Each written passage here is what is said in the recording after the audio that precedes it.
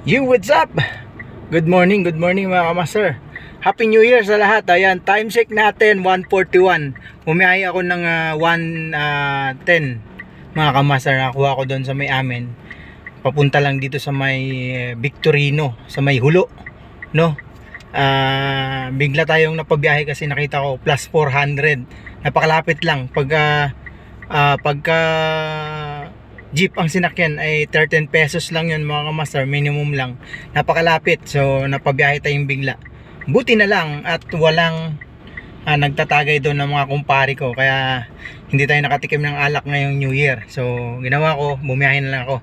At meron akong pupuntahan ngayon, pangalawang pasahero ko, plus 200 naman, papunta ng Bagtikan, Makati. Tara! Ayun mga kamaster, nababa na natin yung pangalawang pasahero natin na plus 200. So meron tayong kukunin ulit.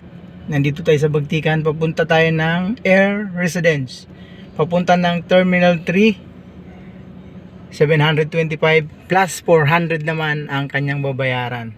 So marami talaga ngayong nagpa-plus mga kamaster kasi New Year, walang gaanong bumabiyahe, kukunti ang bumabiyahe.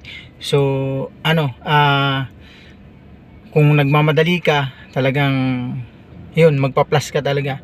Kasi yung iba hindi naman bumabiyahe dahil syempre New Year, nalasing na, no? Lasing na yung ibang driver mga kamaster, kaya kukunti lang talaga yung bumabiyahe pag ganitong New Year. Pero sa 16 years na bumabiyahe tayo ng transport, taxi, Grab, at ngayon nasa Joyride tayo, yung January 1 para sa akin, ito yung pinakamalakas na biyahe mga kamaster, kasi walang traffic, maraming pasahero. Kaya naman maraming pasahero dahil nga kukunti yung bumabiyahe. Kaya tara, baka mainip at mag-cancel yung ating pasahero. Ayun mga kamaster, 19 minutes galing dun sa Air Residence sa Makati, papunta dito sa Terminal 3. Ayan, ibaba na natin si sir. Chinese pala yun, nasakay natin. Ayun, hanap tayo ulit pang-apat na pasahero. Pangatlo yung nababa natin, so ang kukunin natin ulit ngayon ay pang-apat. Time check 2:22. So parang naka-isang oras pa lang tayo, no? So mabilis lang talaga kumuha na magbaba or pumick up ng pasahero kapag ganitong oras, kasi walang traffic, no? Napakabilis lang. Ayun, meron tayong nakuha mga master. Wala ng plus, pero maganda-ganda yung nakuha natin papunta ng Baliwag Terminal, bus terminal sa Cubao. Ayan, punta natin sa arrivals area. Yun, galing tayong departure so umiko tayo dito. Ay nako, hindi nagpakita yung pabaliwag natin mga kamaster. So ayan, umikot tayo ulit dito kasi paglabas ko may nagbook ulit papunta naman ng Makati sa Abida Tower 3 Aston. So ayan, napaganda pa kasi malapit lang, tapos meron ulit syempre plus 100. Ikot tayo ulit. Ayun, ang bilis lang ng biyahe mga kamaster. Nasa lang 16 minutes. Dahil sa mga hindi pala nakakaalam, ang Skyway ay libre ngayon. Hindi ko lang sure kung hanggang alas 5 ng umaga or alas 6 So mula kaninang 12:01 ay libre na para sa lahat. Yung lahat ng motorista, lahat ng sasakyan, yung Skyway natin. So ang hindi ko lang sure kung 5 or 6 ng umaga. Okay, hanap tayo ulit mga kamaster. Good morning mga kamaster. Ayan, inumaga na tayo. Nakatulog na pala ako mga kamaster. Ayan, huli kong pasahero yung ano ba yung huli kong pasahero?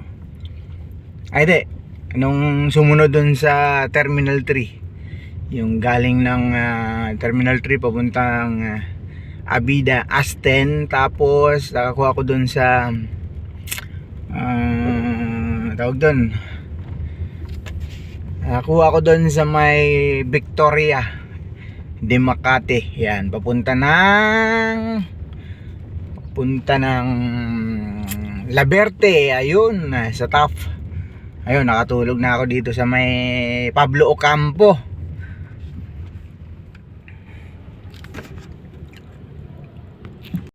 Ang tagal nung stoplight na yan huminto.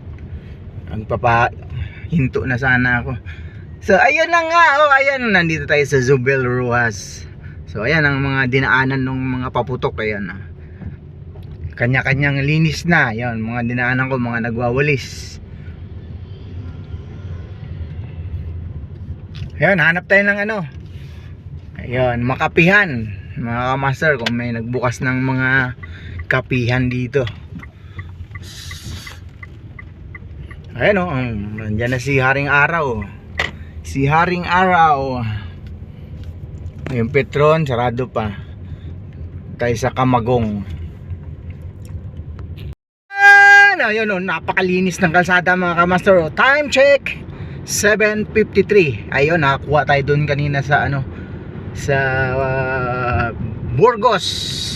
Wala tayong mahanapang makapagkapihan, sarado pa, tulog pa sila.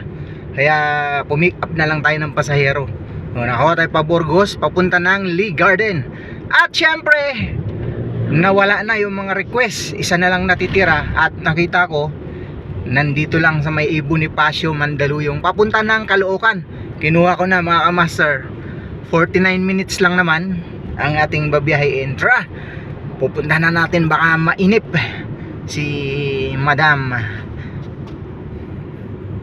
Nandito yung bahay ng pinagatiran ko sa Ricumbel, Caloocan.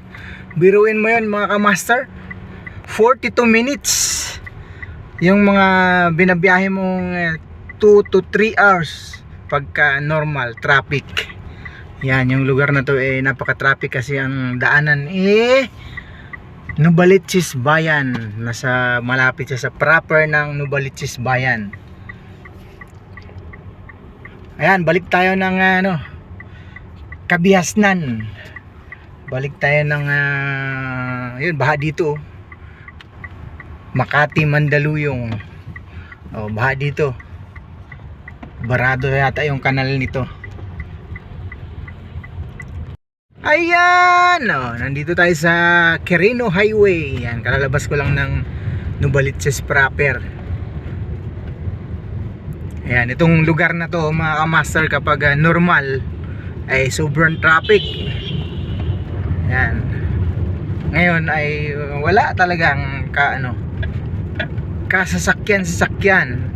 Napakasarap bumiyahe.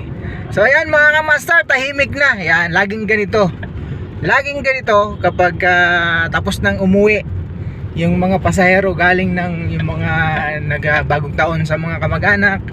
Kasi yung hinatid ko doon nagbagong taon sa Mandaluyong sa anak nila.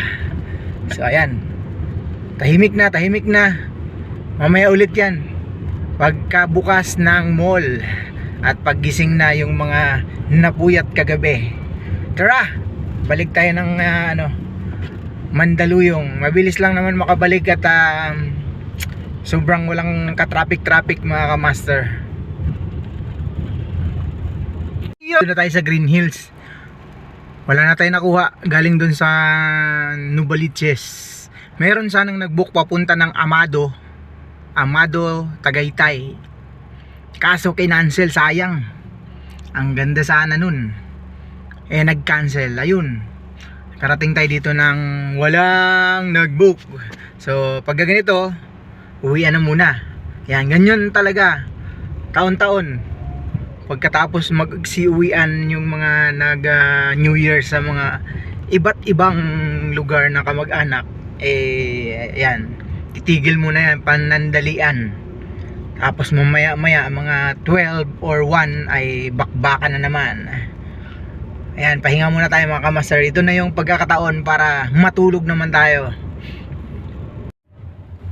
Ayan, good evening ulit mga kamaster. Ayan, tahimik na mga kamaster. Meron pang booking pero pa isa-isa.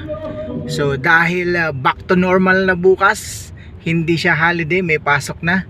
Ayan, uwi na tayo mga kamaster para magpakahinga naman. So 9:43. So ayan, dito na nagtatapos ang ating New Year na biyahe mga kamaster. Umuulan ng tip. Yun, kanina lang madaling araw nung pagkatapos ng putukan, yun na umuulan. So umuwi tayo ng 9:30 ng umaga or magte-10. So bumalik tayo, biyahe is ano na 5, no? Kasi natulog tayo. Tapos paisa-isa yung booking, patambay-tambay. So hanggang ngayon. So ayan. Pero okay. Maganda yung naging New Year biyahe natin mga kamaster. Kasi nga nakauna tayo dahil bumiyahe tayo ng madaling araw. Hindi tayo tumikim ng alak. Kaya nakabiyahe tayo ng maganda. Pagkatapos nung putukan. So ayan, sa mga bago sa aking channel, Tata TV Official, paki-like, share, and subscribe. Salamat. Happy New Year mga kamaster. Bye.